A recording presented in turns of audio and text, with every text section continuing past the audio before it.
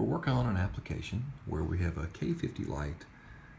We're trying to add some color effects to give more information to a conveyor line. Currently, there's a light in place. The logic cannot be changed. We must use the current wiring, which was an M12 connector. Currently, when there's a lane full, an output comes on the black wire and a green light turns on. If the lane is empty and there is no fault, then neither the black wire or white wire is turned on and the light is off. But there is power to the brown wire, it's just not doing anything. And then when there's a fault, the white wire turns on and we get a solid red. We're going to change that up a bit. We still do want the green light to come on when the lane is full.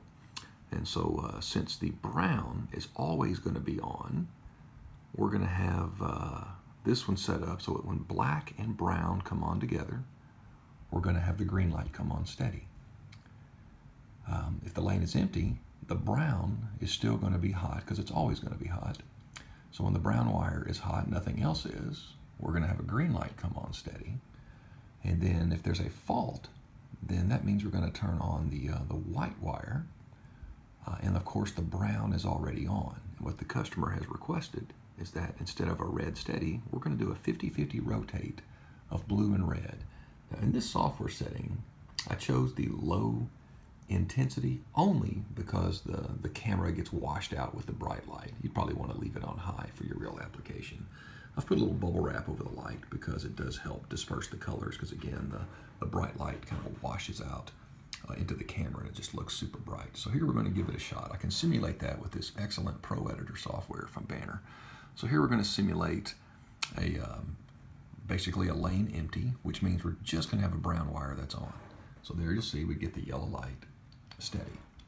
Now if there's a lane full, then we're going to have the brown wire is already going to be on, but we're just going to add the black wire from the PLC. And you'll see it's going to turn on green steady. If there's a fault, the black wire is going to go off, and then the white wire is going to come on. So let's do a start on that. And you'll see now we have the red and blue rotating. Pretty darn cool. Once you set the software up and you write it to the device, it's going to work with the same I/O pin wiring that's going on right now. Pretty darn cool application for the new Banner Pro Editor software and the K50RGB lights. There you go.